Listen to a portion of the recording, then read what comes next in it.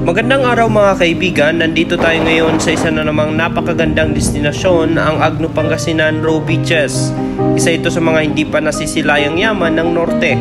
At ngayon samahan niyo ako sa isa na namang epic adventure dito sa kanilang napakalinaw na dagat, mala golden sand at kamanghamanghang tanawin. Tara na at tuklasin natin ang ganda at tinatagong yaman ng Agno Pangasinan.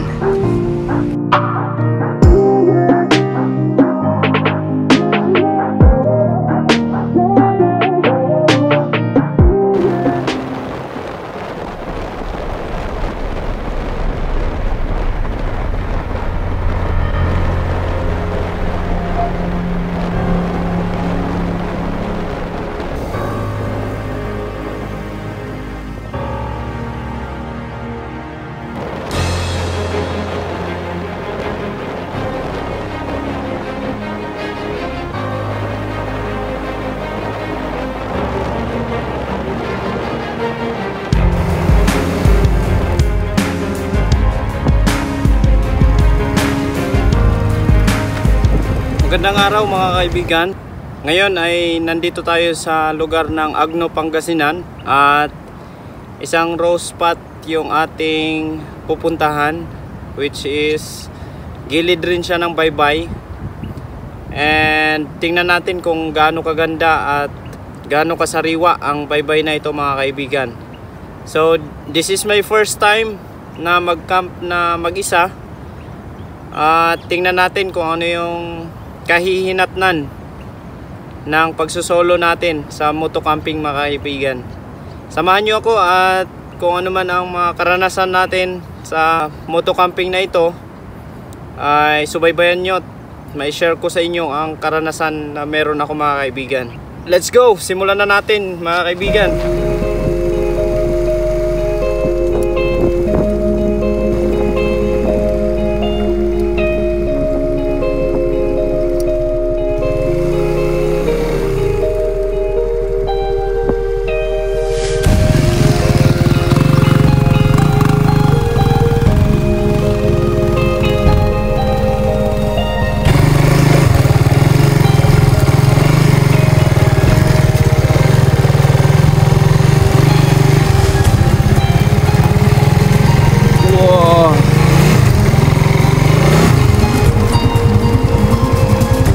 Ganda mga kaibigan.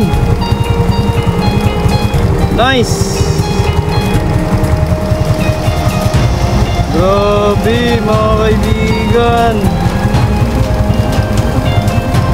Sulit.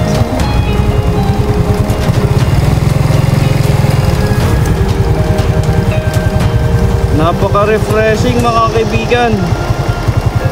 Ganda ng view. Tatas ng alon.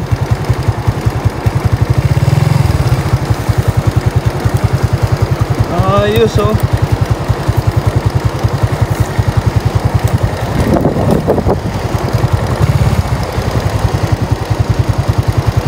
Ganda.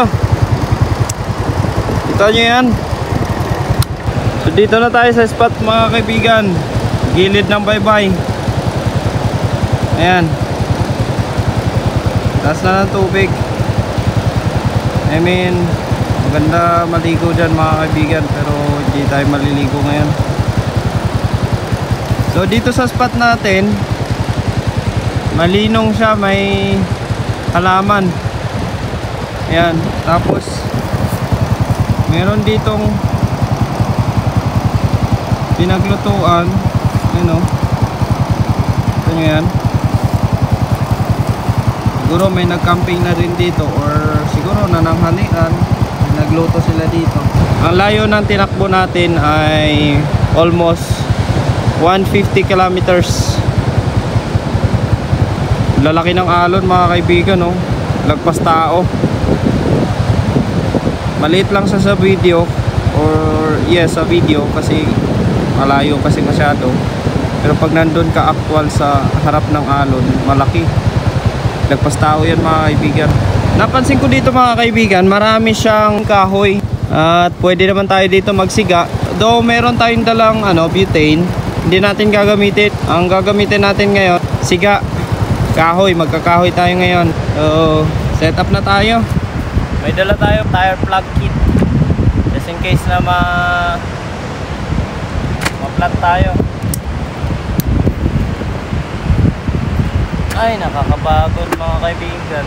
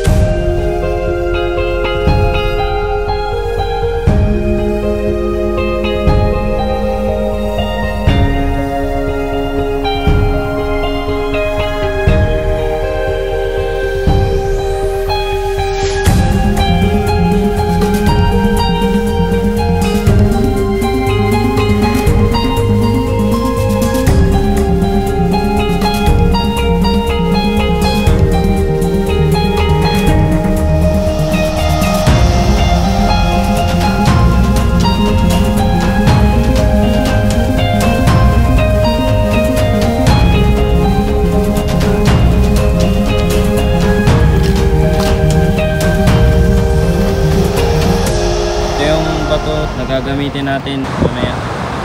May mga bata dito mga kaibigan na namimingwit. Presko ng hangin dito mga kaibigan, napakaganda. So matulog muna tayo.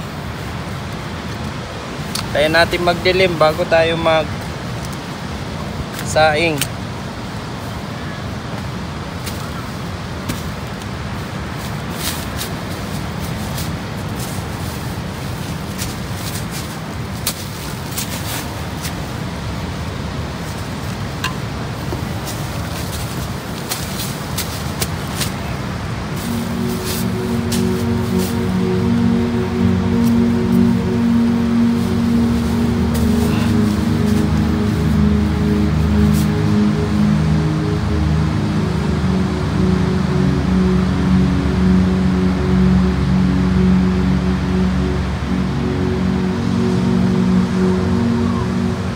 Good evening sa inyo. Kagigising lang natin. Tinulog muna natin ng bahagya dahil nga napagod tayo sa biyahe kanina. At ngayon, since madilim na, magsasayang tayo mga kaibigan para makakain tayo ng panghapunan. Ayan mga kaibigan, since marami tayong nakikitang mga kahoy kanina, so nag-decide ako na gumamit ng kahoy sa pagluluto. At though may dala tayong butane, pero hindi natin siya gagamitin. Gagamitin lang natin yung butane para magsindi dahil wala tayong dalang lighter. So nakapag-prepare naman na tayo ng mga panggatong, at ito yung ating gagamitin na bato para sa pagsasaing o pagluluto mga kaibigan. Ayan, init muna tayo ng tubig mga kaibigan para magkape tayo bago tayo magsalang ng kanin.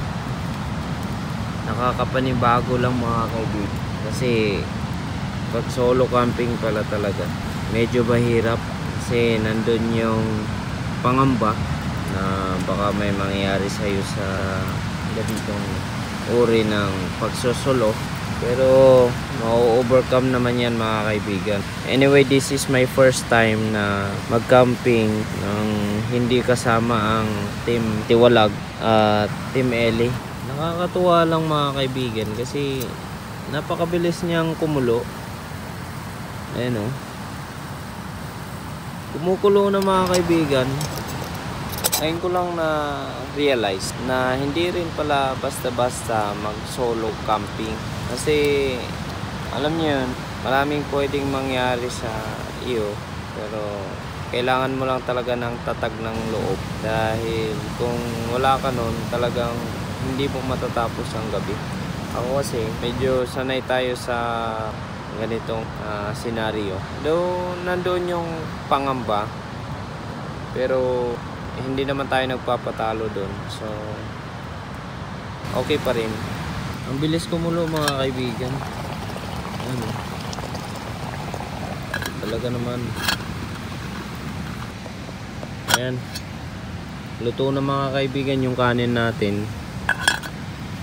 Igisa naman natin yung Argentina.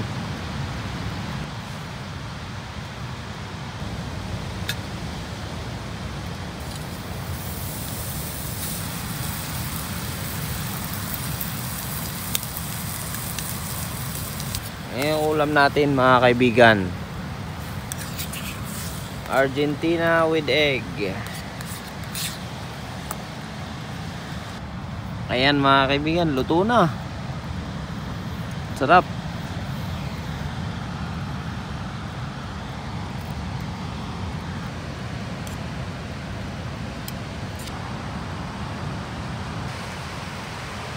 Kain na tayo mga kaibigan. Dinner.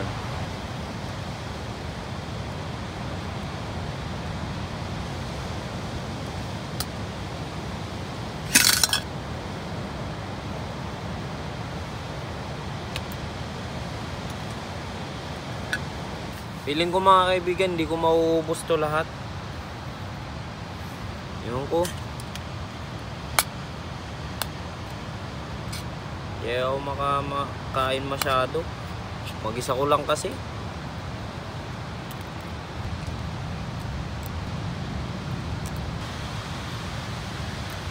Ayan, so tapos na tayong kumain mga kaibigan. Iba pa rin talaga pag may kasama. Maraming natira mga kaibigan, no? Matakaw ako kumain mga kaibigan, pero madaming natira. Matulog na tayo mga kaibigan.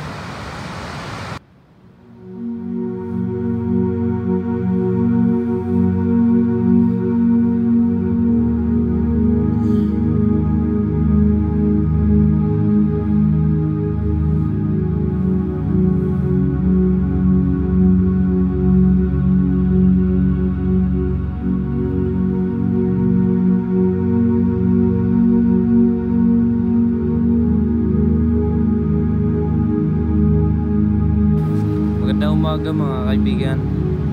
Good morning, good morning. Gising lang natin. Nakita ko yung view dito mga kaibigan. Napakaganda.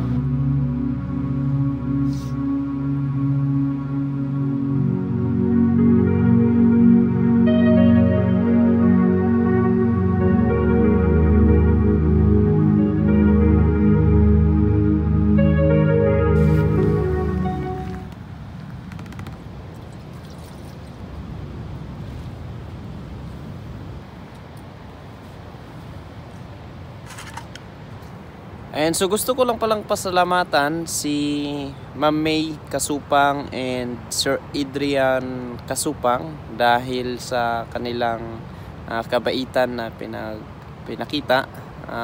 Tayo'y biniyayaan nila ng produkto nila from Esotec. Itong Esotec na ito mga kaibigan ay nagbebenta sila ng mga medical equipment, medical accessories, which is gamit ng pang hospital mga kaibigan. At isa pa, nakilala nila tayo dahil kay Kuya Eli, which is lagi tayong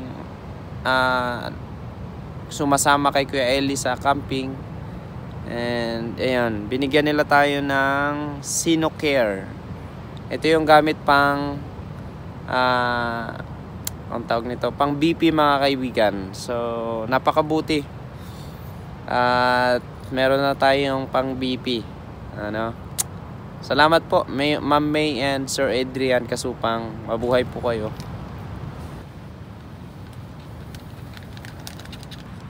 Sintira natin pagkain ngayon mga kaibigan ay kagabi. Yun na lang yung i-almusal natin. Papainit na lang natin. Hindi na tayo magluluto.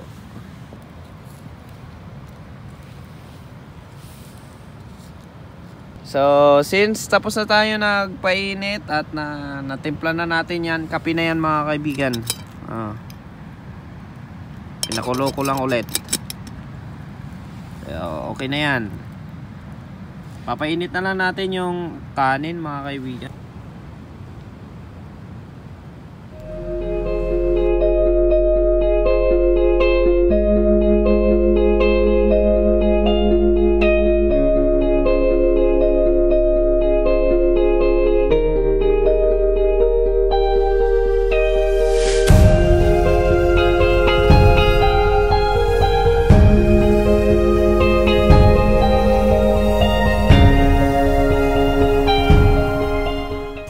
Nakausap tayo na isang lokal dito mga kaibigan, si tatay, hindi ko na tinanong yung pangalan.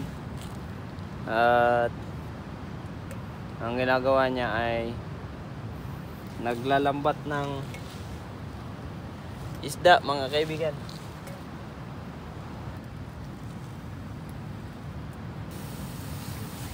Napainit na lang natin yung ating ulam.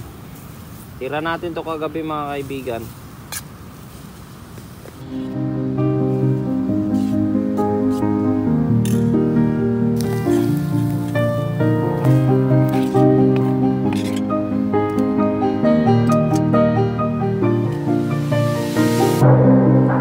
Ngayon natin sulitin yung pagkain mga kaibigan. Almusal na tayo mga kaibigan.